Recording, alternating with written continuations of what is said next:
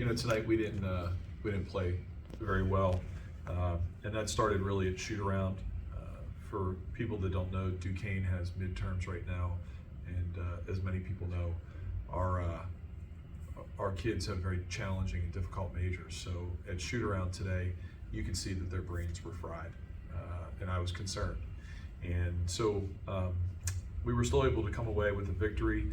I thought Loyola Chicago played very well and made shots. They typically make about 5 or 6 threes a game, and tonight they made 12, and they were 12 for 28 for about 43%. They did a really nice job of paint to kick threes, and credit goes to them for playing a very good basketball game. On our end, you're certainly not, you're happy that you won. You're happy that you won. That's win 14, and that sets the school record for most wins in a season at home. And so we're gonna stay positive with that, and we're gonna enjoy it to midnight, and then tomorrow we'll begin for our next opponent. How is it, Dan, just keeping the mind fresh when you have all those factors you just mentioned? You have the midterms, you have potential history, you have senior night. There's so much that can distract you, but you have to focus on what's in front of you. I think for senior night, it was more for me dealing with just all the little off the court stuff that goes along with it, from approving a cake to the script and things like that. It just adds a little bit. And then they gave me a ball today, and I knew that was happening, but I don't want that to take away from the seniors in their day. I hope that they had a great experience here at Duquesne. They're all 3 exceptionally young women. With that being said, I talked to them after the shoot around and said, look, you got about 2 hours to get your brains right and to relax and recharge as much as possible before we go out there and tip it off.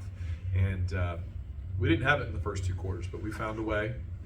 We did some things different defensively. We went to the zone, we pressed a little bit. We did a really nice job of feeding the post, but you can't miss that many short shots, whether you're a post player or layups as a guard. And we had 13 or 14 misses in the first 2 quarters, and we probably had close to that in the third and fourth, maybe a little bit less, but way too many shots in the paint that we missed this evening. In the fourth quarter media timeout, Dan, whatever you said to them must have worked. They had the 3 stops when you guys created separation. Just how important was it just to finish this game and just hold serve and get this history for yourselves? That's actually what I said. Not those exact words, but I don't normally, I don't know ever, say much about like setting a record in a game situation in a timeout. And there wasn't a lot of correction in that timeout, and I just simply said to him, I said, I want everybody to take a deep breath. I want you to take that deep breath, and I want you to understand, we need to take care of business for the next 4 minutes, and you're gonna have your name in a record book. With all the really good basketball teams that we have had here, especially over the last 15, 16 years, your names are gonna go in the record book for the most home wins. And I don't know if it did anything, but we won the game. But I wanted to remind them of that, and that's something that I don't normally do. I can't remember ever doing that, but I felt like they needed a little bit of a spark. We played just about everybody and tried to get a spark somewhere, and it just didn't come tonight like we would want to. Precious really was the biggest spark more than anything, because we fed her the ball and she scored consistently. You mentioned the 12 to 28 3-point shooting for Loyola and how effective they were, but 42 points in the paint for your team between PJ and her 21 and Yanni and Amaya contributing as well. Just the ability to keep working the ball inside the paint and using that advantage, for yourselves. How important was it to try to stick to that game plan despite what Loyola might throw at you? We thought that they were going to change how they were guarding us, because anytime we got into side pick and roll action and we rolled hard, we had an open post player. And they really didn't change their coverages as we got later into the third quarter, which we were kind of surprised at. But in the first 2 quarters, we didn't roll hard, and our guards didn't find us on the short roll either. And then when we did find anyone in the post, we were short arming things in the first 2 quarters. And like I told the players, like they have one post player who's our size. Their other posts are smaller. You don't need to have multiple moves. You just need to go up strong. In the second quarter, Precious actually had a mouse in the house situation where she had their point guard on her, and she literally probably has a foot advantage, and she faced up and decided to do a step through. Why? Just score the ball. And that was one of the things we challenged them at halftime with, was, you know, you just need to turn and face up and go right at them. And I thought they did a better job of that in the third and the fourth. We talked about Precious after the Richmond game over the weekend, and then she comes back around here with the career high with a double-double. And for the offensive side, you talked about that as much. On the defensive side, in the second half, she's playing with 3 personal fouls for most of the second half, but she managed to play some really sound defense. Not a lot of block shots, but forcing some misses and bad decisions. How important was her defense down the stretch, playing as smart as she did and still forcing stops? I think that's a very good point. Precious Johnson has played very good defense, just as well as her offensive game. Her defensive game has been really impressive.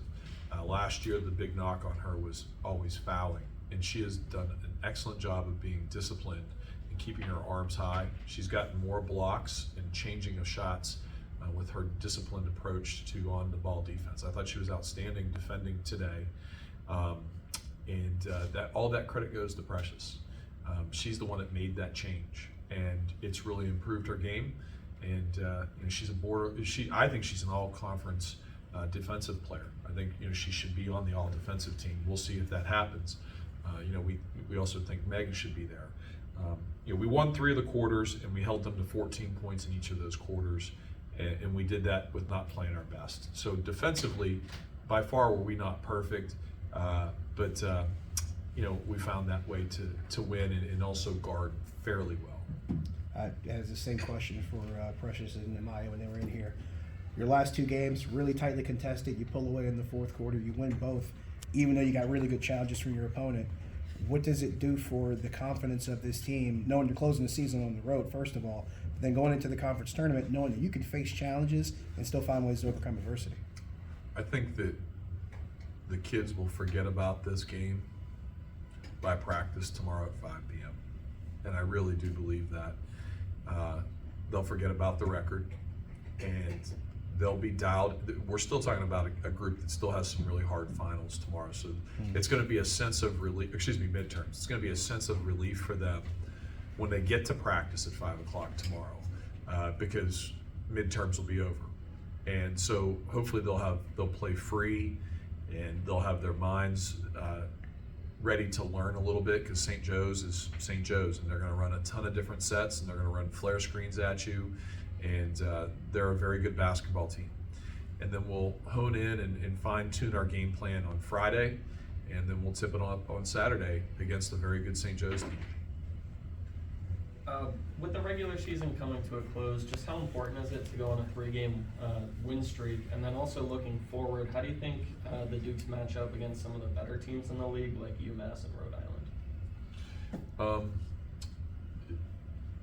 You know, right now we're the 12th best conference, I believe, 11th or 12th best conference. We're not going to have an at-large team. It's going to be the automatic qualifier, and that's it. And what we have to understand is that we have to be on our A game as we go later into February and certainly into early March when we go to the tournament. What's that A game? It's playing well, it's finding ways to win when you don't play well, and it's your health, both mentally and physically. And we are healthy. We're in much better shape than we were 2 to 3 weeks ago. And a lot of that credit goes to our training staff, and a lot of that credit goes to our players with being really diligent to their rehab and their correctives. You know, whatever happens at St. Joe's happens at St. Joe's, but I know when we go to Delaware, we're gonna have a team that's hungry, that's dialed in and cohesive, and has its health. And I don't think everyone else in this league has that. You know, in terms of UMass and Rhode Island, I think UMass is an outstanding basketball team, so is Rhode Island. I don't really care about either one of them until we play them. And you know, we've been in the same situation they are in, where you know they're the hunted, and I know what that situation is like. our kids don't because they haven't been in that situation, but we used to be the hunted. And right now, with the group that we have, I think it's a good thing that we're the ones that we're going to go out and we're going to go hunt. And we're excited to play in Delaware. And then Gallinopoulos had 14 first half points and just 6 in the second. So what sort of changed at halftime when it came to guarding her? I yelled at the kids. No, I didn't yell at the kids. Hey, look, she's a good player. She's a good player. I mean, she played 40 minutes. She was 3 for 5 from the 3-point line. We had a hard time guarding her.